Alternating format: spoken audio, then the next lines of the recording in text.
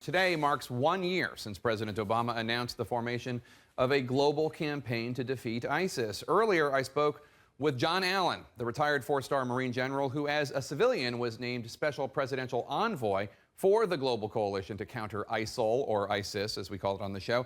As a matter of policy, General Allen would not comment on that ongoing Inspector General investigation into whether intelligence is being misrepresented in any way. But Allen pushed back strongly on the notion that the U.S. is losing the battle against this terrorist group. We have to start with a couple of reality points, Jake, and that is, the first interview I did in this job was last year for CNN. And I made the point then that this is going to be a long conflict, and we need to be prepared. How long? Oh, we think it could be years, and there'll be aspects of it that will go even beyond that. Decades. The competition of ideas, that's right. And we shouldn't be surprised at that. But if we remember where we were a year ago, now, roughly at the beginning of the formation of the coalition, Mosul has fallen. The better part of 3 to 4 provinces in western Iraq has fallen. Much of the border of Syria and Turkey has been lost to the control of Daesh. That's another word for ISIS. ISIS, which is the term we typically use in our interaction with our partners in the coalition. We were uncertain whether Iraq was going to survive this. And when you think back to that moment in history, what was going on then, and you think about what's happening now, there's really a dramatic change. We've had success in some areas. We've had some setbacks in other areas.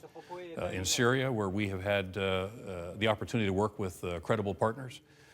You'll recall back in the fall of last year, in a place we'd never heard of called Kobani, it looked like that was going to collapse. And it didn't, ultimately. But in the end, the support of the coalition with credible partners, Kobani held. So when you think back to where we were a year ago and to where we are today, I don't agree with the articulation of the formulation that we're losing. The Russian Foreign Ministry just finally acknowledged that they do have some personnel in Syria aiding Bashar al-Assad's regime in its fight against ISIS. Do you have a problem with Russian forces in Syria, on Assad's side, but fighting ISIS? We've been watching this closely over the last several days, watching the build-up to see what it might mean. So we don't know whether or not it's a good thing or a bad thing? Well, I think it's a bad thing if the Russians use combat forces to prop up the regime of Bashar al-Assad. Okay. Bashar al-Assad is singularly responsible for the death of tens of thousands of his people. Much of the stability of the region is a direct result of the actions of Bashar al-Assad, and to prop him up with military force creates an additional crisis in the region, and in fact could bring Russian forces in confrontation with coalition forces. The U.S., as you mentioned, tried to train some moderate Syrian rebels to fight ISIS on the ground. $500 million was spent on that effort. Ultimately, reports came out that many of these individuals were either kidnapped or they fled. Is this basically the best that the U.S. can hope for when it comes to moderate Syrian opposition? Well, to be clear, the $500 million wasn't spent solely on that first increment. Right. It's a long-term investment, and we do acknowledge that was a setback.